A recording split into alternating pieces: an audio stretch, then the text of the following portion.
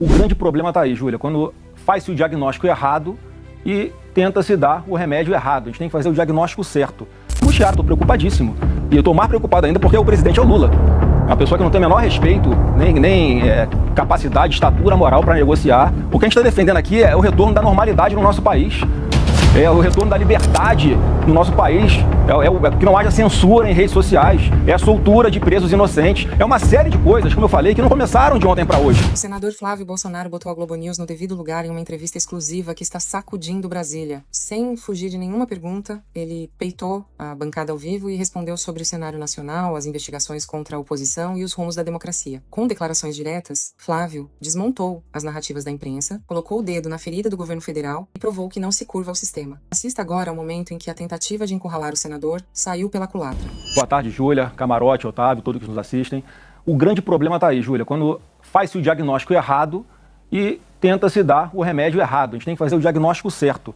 As coisas não começaram a desandar no Brasil agora, não foi ontem, não foi ano passado. Há muito tempo já, esse ativismo judicial que acontece aqui no Brasil, em especial por parte do ministro Alexandre de Moraes, ele vem bagunçando literalmente toda a nossa democracia. Desde o primeiro, ou melhor, na campanha de 2018 ainda, já criava-se essa aura de que o presidente Bolsonaro se elegeria, que tinha um risco de haver um golpe militar. Passaram os 4 anos, nada aconteceu. Começou o governo do presidente Bolsonaro e as interferências começaram já muito cedo. Eu lembro que quando já estava um pouquinho tensionada essa relação, eu posso falar como testemunho ocular, Júlia, porque eu tentei e continuo tentando até hoje ser uma ponte para construir o diálogo junto ao Supremo Tribunal Federal.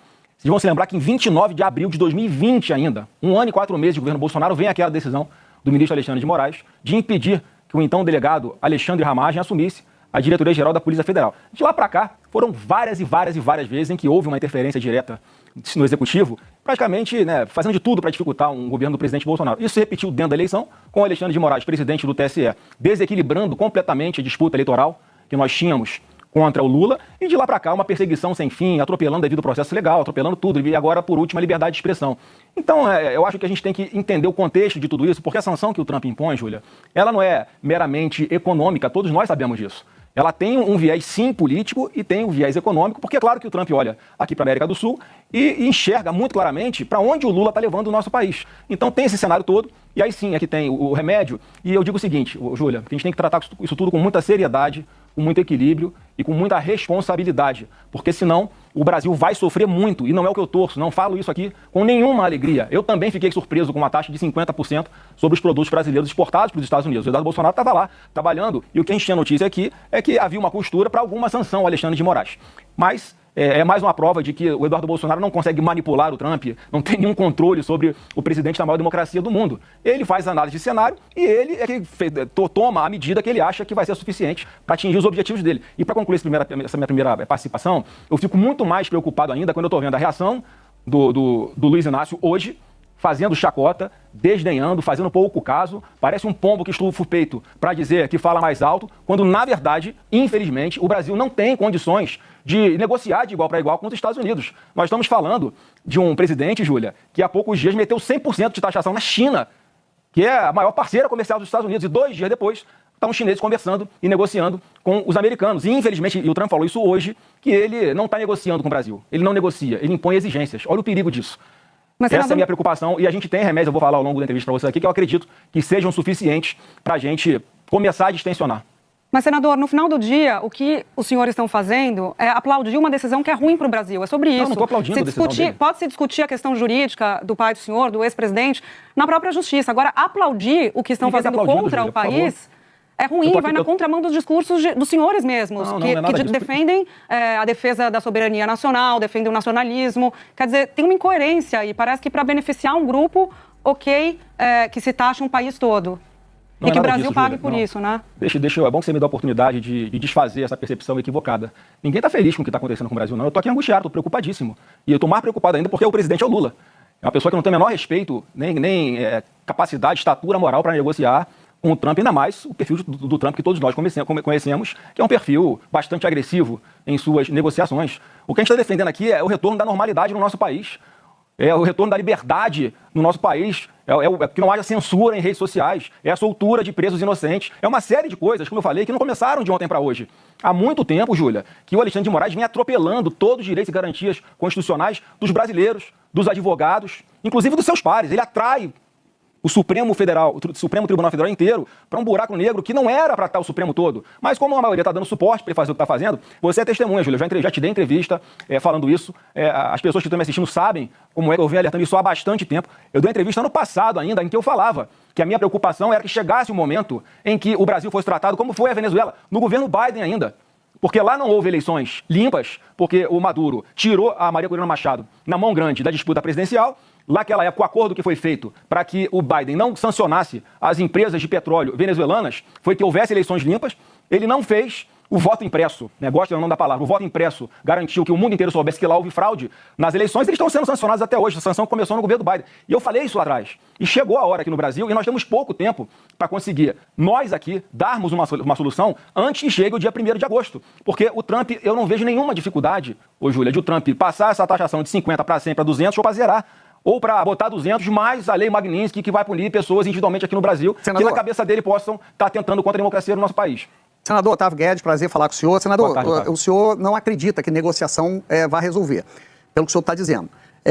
O principal aliado do seu pai, de vocês, o governador Tarcísio, nas manifestações que ele fez até agora, públicas pela rede social, ele fala em abrir diálogo com os Estados Unidos, com dados e argumentos consolidados. Depois ele fala que, na verdade, o Lula colocou ideologia acima da economia, que o problema é econômico e esse é o resultado. Por que o Tarcísio não está fazendo o discurso que o senhor está fazendo? Big Tech, anistia, etc, etc. Olha, Otávio, eu tenho que perguntar para ele. Eu vi hoje que ele fez um movimento de conversar com um encarregado de negócios dos Estados Unidos. Eu não sei o que é que ele tratou lá. Agora, eu estou dando uma entrevista aqui, obviamente talvez eu esteja um pouquinho mais atualizado do que o Tarcísio no que está acontecendo e tenho uma leitura, ou tento ter uma leitura um pouco melhor do que está passando na cabeça do presidente dos Estados Unidos. Ou seja, Tarcísio estaria desatualizado ou errado? Não, o Tarcísio está no papel dele de como governador do maior estado do Brasil, maior PIB do Brasil, tentar alguma coisa em defesa das empresas do seu estado, que obviamente é o maior exportador, o estado que mais exporta produtos dos Estados Unidos é São Paulo. Ele está na obrigação dele, inclusive, fazer isso. Mas agora, ele fala em anistia. A negociação dele vai resolver?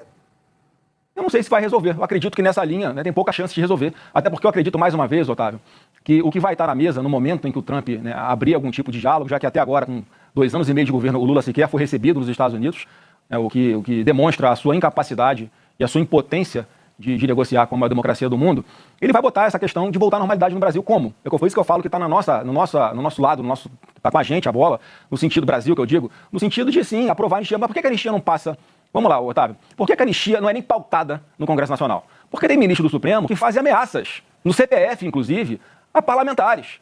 E, além disso, fazem ameaças de que, se aprovar uma anistia, ela vai ser declarada inconstitucional no Supremo Tribunal Federal. Mas vocês não têm maioria na Câmara? Se curvam a pressão? Se pautar hoje, a gente aprova hoje. Se pautar hoje, nós aprovamos hoje na Câmara e no Senado essa anistia. Ninguém quer mais confusão no Brasil. Ninguém aguenta mais tanta confusão no Brasil. Só que parece que o Alexandre de Moraes vive de confusão. Ele dorme a corda pensando em Bolsonaro. Ele dorme a corda como é que eu vou fazer para prejudicar a direita no Brasil. Senador Isso tem que ter um limite, entendeu? Só para concluir, Camargo, essa questão da anistia, porque lá em 79, quando há uma anistia ampla, geral e restrita, quem faz é o Congresso Nacional. Aí não é inconstitucional. Agora a gente está falando de fazer uma anistia ampla, geral e restrita, que é a que eu sempre defendi aqui, ela passa a ser inconstitucional. Mas olha a incoerência, Camarote. Quando se fala numa meia anistia, onde Bolsonaro ficaria de fora, aí ela não é inconstitucional. Aí o Congresso pode se meter. Olha como é que está sendo uma coisa dirigida. Olha como é que estão fulanizando toda essa situação. Olha o preço que o nosso país está pagando por causa da teimosia de Alexandre de Moraes. Senador Flávio, existe uma questão que está preocupando os empresários brasileiros, o setor produtivo brasileiro. A Embraer está com suas exportações ameaçadas para os Estados Unidos, o pessoal da área de suco de laranja, o pessoal da área de aço. É uma situação que está criando desespero em vários setores da economia. E o Trump está condicionando a uma interferência no poder judiciário brasileiro, ou seja, colocando essa taxação de 50% condicionada a justamente uma mudança, inclusive na condução do julgamento no Supremo Tribunal Federal. Ele fala de caça às bruxas, é dessa forma que o Trump está colocando. E aí eu lhe pergunto, o país inteiro, o setor produtivo brasileiro, o setor exportador brasileiro vai ficar condicionado a isso? O senhor avalia que é correto esse tipo de interferência na soberania do país? Olha, Camarote, eu acho que muitas pessoas que tinham a capacidade de evitar que chegasse nesse ponto a situação aqui no Brasil, fizeram piadinha disso tudo ao longo do tempo. Fizeram piadinha do trabalho do Eduardo Bolsonaro lá atrás. Vocês se lembram, vocês me publicavam, repercutiram isso aqui. Havia uma piadinha dentro do Supremo Tribunal Federal de quem teria o passaporte apreendido primeiro. O próprio ministro Alexandre de Moraes usou uma metáfora... Foi visto com gravidade. Tamanha que ele está sendo investigado pelo Eduardo Bolsonaro. Lógico, mas é a caça às bruxas, isso o Trump tem razão. O próprio Alexandre de Moraes, o que ele falou? Eu só vou acreditar quando o porta-aviões americano chegar aqui no Lago Paranoá, em Brasília. O porta-avião americano chegou no Lago Paranoá, em Brasília, para a infelicidade de todos nós. E como é que os Estados Unidos entram nessa confusão toda, o Camarote? A gente não pode não olhar o contexto. O próprio Alexandre de Moraes, ele deteu o hoje braço direito do Trump, chamado Jason Miller, dono daquela rede Getter, no aeroporto internacional, quando ele estava voltando para os Estados Unidos. Ele bloqueia as contas da Starlink para aplicar uma punição ao então Twitter para poder chegar em Elon Musk, que é investigado no inquérito da fake news, que está aberto há 6 anos nesse Brasil. Está tudo errado. O que começa errado vai terminar errado. E qual que é a minha grande preocupação, qual é o grande problema que eu vejo nisso tudo? Que o Brasil, no fim das contas, não vai ter condições de negociar. É o que o Otávio estava me perguntando, Otávio. Mas aí o senhor está justificando, Estou justificando, mas é a realidade, do jeito que ela é. Uma interferência de um outro país num poder aqui do país com retaliação. Eu estou encarando a realidade, Camarote. A realidade hoje é a seguinte, isso me preocupa demais. A realidade hoje é a seguinte, o Brasil vai sentar para negociar com alguém que está disposto a fazer qualquer coisa e que ele não tem preocupação de sanções por parte do Brasil, porque não vai afetar o país dele. Essa é a minha preocupação. Hoje nós estamos vivendo o dia do luto. Mais uma vez, a gente está aqui, angustiado, sofrendo, preocupado, tomamos um remédio muito forte, que era contra a nossa vontade, mas daqui a algum tempo esse efeito vai passar e a gente consegue resolver, antes pelo menos de 1º de agosto, quando entram em vigor essas sanções de 50% de taxas sobre os produtos brasileiros, com essa anistia aprovada rapidamente no Congresso, já que eu sei que tem voto lá para aprovar, ela não é pautada por causa de ameaças de ministro do Supremo. A gente não pode fingir que a nossa democracia está normal, então não é, Júlia, respondendo a sua pergunta inicial também. Então vocês estão defendendo, vocês estão aceitando o Brasil se sucumbir à ameaça que Trump está fazendo ao país. Esse é o ponto, Júlia. Assim, se derem anistia, tudo bem, então a gente tira os 50% de taxação. No final do dia, o discurso dos senhores, e eu quero ouvi-lo sobre isso, é de ok o Brasil aceitar a chantagem, ok a gente aceitar interferência no Poder Judiciário, ok o Brasil perder emprego e parar de exportar, se a gente tiver o que a gente quer, que é a anistia. Quer dizer, de novo, a gente volta para a mesma discussão. É a defesa de um interesse de um grupo político em troca do interesse maior do Brasil. Ô, Júlio, eu vou tentar ser mais claro. Você sabe o que é um contrato de adesão? Contrato de adesão é aquele que você, quando vai comprar uma linha de telefone celular, você assina lá com a operadora. Você pode discutir alguma cláusula daquela que está ali? Não pode. Ou você adere àquele contrato, ou você assina, ou você não assina, você vai buscar, ou vai falar no orelhão. E mais uma vez, não é o que eu torço, não é o que eu defendo, não estou justificando. Eu estou falando como é que vai ser a realidade. O Trump falou hoje isso. E a gente tem que entender qual é a correlação de forças.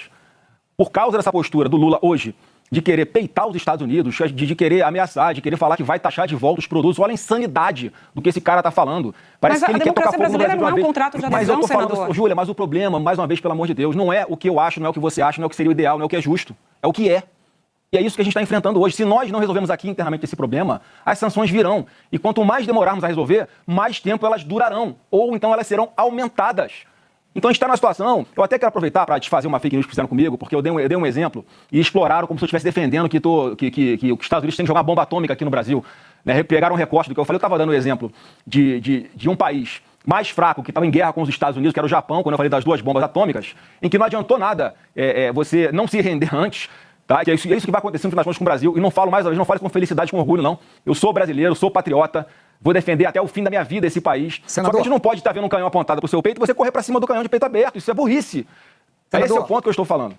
Parece que o senhor está defendendo a bomba atômica no Brasil. Não estou. Foi bom, eu fiz questão de tocar aqui nesse assunto, porque é óbvio que eu não defendo isso, não sou maluco. Agora... Né? E só mais uma vez, eu estou falando com relação à correlação de forças, Otávio.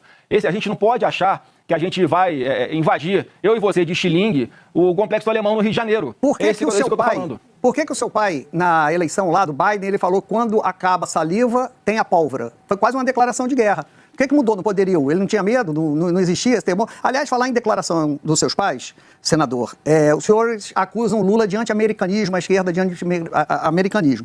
Eu vou ler algumas declarações do seu pai enquanto deputado.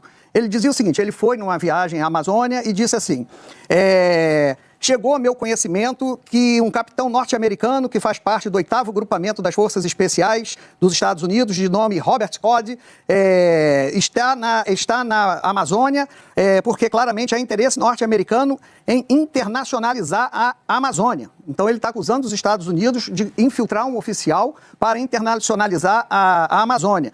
Depois ele diz que nessa viagem a preocupação demonstrada foi para a cobiça internacional, principalmente dos Estados Unidos, um discurso anti-americano. E depois o Bolsonaro também em discurso, isso não é entrevista, roda de conversa, não, isso é no plenário da Câmara, está nos anais da Câmara. Então ele diz assim, quanto mais tempo ficamos sem saber o que temos dentro da Amazônia, melhor será para os países do primeiro mundo, em especial os Estados Unidos. Então ele acusa os Estados Unidos de tentar roubar a Amazônia do Brasil, ver os Estados Unidos como inimigo. Então por que houve essa mudança de um país ameaçador para um país no qual nós devemos baixar a cabeça e cumprir o que Trump quer? Olha, Otávio, você sabe de que época foi isso mais ou menos, só para saber qual era o contexto disso? Que ano foi isso? Faz 30 anos isso? 25? Só para ter uma ideia. Em que contexto isso aconteceu? O contexto? Ele foi convidado para uma viagem para a Amazônia e chegou na Câmara e denunciou essa infiltração de um oficial americano, um discurso anti-americano, que vocês acusam Lula de fazer. Não, você está distorcendo as coisas. Desculpa, Otávio. Isso certamente foi no contexto em que havia uma discussão sobre demarcações de terras indígenas aqui no Brasil, em que, coincidentemente, a cada reunião da ONU voltava aqui um presidente do Brasil à época dizendo que ia demarcar não sei quantas terras indígenas no país, e, coincidentemente, o subsolo de todas elas é riquíssimo em tudo que o mundo precisa para sobreviver por séculos. Então, obviamente, ele fazia alguma colocação contra essa demarcação. Inclusive, nós defendemos hoje que o próprio indígena, para respeitar a sua autonomia, se ele quiser, ele pode explorar a sua terra, inclusive o seu subsolo, e fazer com que essa riqueza seja distribuída para esses indígenas ou para todo o país como um todo. Então, acho que foi nesse contexto que ele deve ter falado isso. Senador, eu queria voltar ao tema específico. Sim, e na sua argumentação, o senhor estava falando da anistia, aprovação do projeto da anistia, e aí que teria uma reversão das tarifas do Trump. O senhor está sugerindo exatamente uma troca? Seria isso, trocar a taxação pela anistia, pelo Congresso Nacional?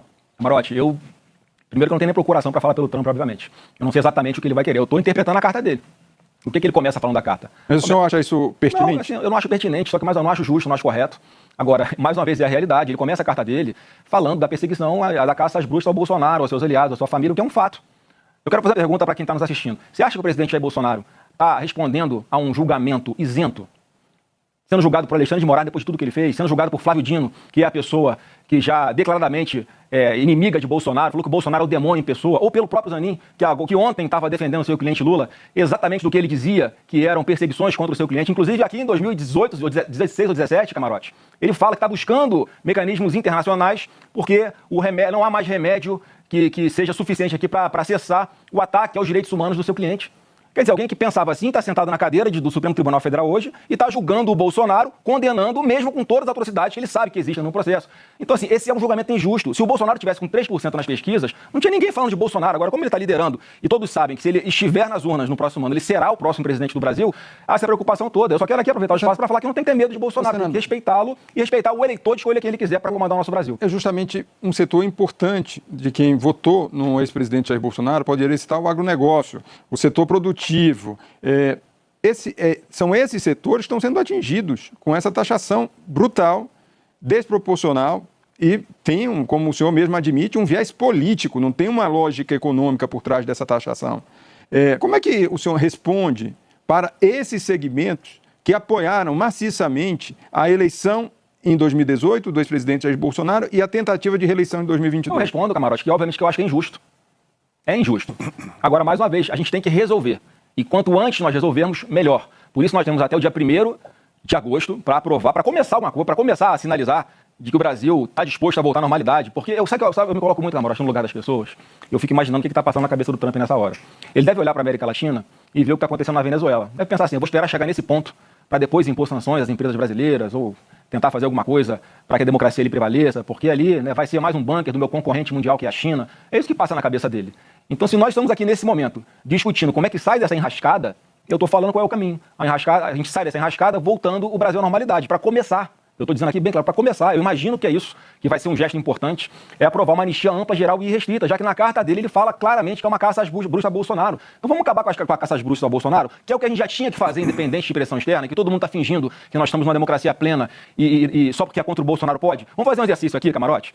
Pega esse processo do Bolsonaro e bota na capa Michel Temer. Já está todo mundo reagindo assim? Pega esse processo do Bolsonaro e bota na capa Luiz Inácio Lula da Silva. Senador, o argumento que vocês usam agora era o mesmo que foi usado lá atrás. Inclusive, o pai do senhor usa a expressão lawfare, que foi criada pelo advogado do presidente Lula à época que ele respondia. O senhor coloca acusações muito graves contra o STF, fala do julgamento pelo qual o pai do senhor está passando, é um julgamento coletivo, não é só feito pelo ministro Alexandre de Moraes, está na primeira turma, tem outros 4 ministros analisando a questão e mais. Ainda eu não consegui entender a argumentação do senhor de que, no limite, ela aceita a chantagem em troca do benefício no Poder Judiciário, pelo Poder Judiciário, ainda mais pedindo para o Executivo fazer uma interferência indevida no Poder Judiciário. Ô, Júlia, a PGR acabou de arquivar. A democracia brasileira, só para finalizar, senador, eu passo a bola para o senhor. A democracia brasileira é uma democracia funcional. Ela tem separação de poderes. O julgamento do pai do senhor tem sido feito por uma lei que foi sancionada por ele, uma lei de defesa do Estado Democrático de Direito, que foi aprovada pelo Congresso Nacional, sancionada por ele, então presidente, e agora aplicada por Judiciário. Não cabe aqui nenhuma comparação com a Venezuela. Cara, total, Júlia. Você acabou de dar um exemplo. Né, se ele quisesse dar golpe, se ele quisesse fazer um atentado contra a democracia, ele ia aprovar, ele ia sancionar uma lei que ele depois seria punido por ela? É mais uma prova do ânimo dele de nunca ter pensado em fazer isso. Uma delação do Cid que foi feita sob ameaça. E o Cid fala na super live do Supremo, lá nos depoimentos, quando ele fala que nunca foi tratado de 8 de janeiro em lugar nenhum, isso passa vazio. Quer dizer, a palavra dele vale para uma coisa e não vale para outra. Isso desmorona a tese da PGR, que diz que a cereja do bolo é 8 de janeiro. Eles não conseguem vincular Bolsonaro a 8 de janeiro. E essa mesma PGR, Júlia, que eu vou chegar onde você perguntou sobre o lawfare, essa mesma PGR que acabou de arquivar um pedido de investigação sobre o Carlos Lupe, que era o ministro do maior escândalo de corrupção dos aposentados do nosso país. É assim, ó, a toque de caixa. Essa mesmo Ministério Público que abre processo contra o Bolsonaro por causa de baleia, que autoriza fazer uma busca e apreensão na casa do ex-presidente da República para ir atrás de cartão de vacina. Então, assim, é óbvio que há uma perseguição e as pessoas não querem enxergar. Ele está sendo julgado por quem? Ô, Júlia, todos dão como certa a condenação dele, não é pelo que está no processo. Senão ele saía daquela última oitiva absolvido, livre, leve e solto. Todo mundo dá como certa a sua condenação por causa dos ministros que vão julgar. É o que eu estou falando aqui. A gente não pode fingir que isso está normal, que está tudo bem, que o país está na democracia plena, porque não está essa realidade. Doa quem doer. Pode ficar com raiva do que eu estou falando, eu só estou falando a verdade. Senador, todo mundo, no fundo, sabe disso. Essa estratégia da família Bolsonaro, inclusive com o Eduardo Bolsonaro lá nos Estados Unidos,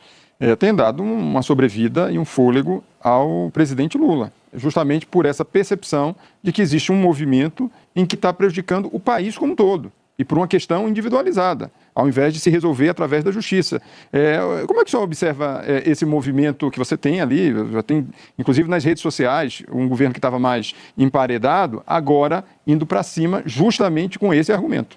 Olha, eu acho que tem uma coisa muito maior no nosso Brasil, que as pessoas não percebem. A gente parece um sapo numa panela que vai fervendo, vai esquentando na água, quando o vento está morto, o sapo está morto lá na água fervente. É o que está acontecendo com o nosso Brasil. Então, assim, para a gente fazer o nosso dever de casa, para acelerar o que a gente é obrigado, que já deveria ter feito há muito tempo aqui no Brasil, que é uma anistia, por exemplo, a gente tem que esperar ter algum empurrãozinho do lado de fora, que na prática é o que está acontecendo. Mais uma vez, é muito grave. É injusto, claro que é injusto, ninguém queria estar nesse ponto. Há quanto tempo nós estamos falando que é preciso fazer algo? Mas, infelizmente, as coisas não acontecem. Não há uma autorregulação do Supremo. Alexandre de Moraes faz o que faz, a revelia de tudo, arregaçando a nossa democracia, e porque é contra o Bolsonaro está valendo. Então não é narrativa. A gente não bota na balança, Camarote, pesa. O que vai dar voto, vou fazer. O que não vai dar voto, não vou fazer.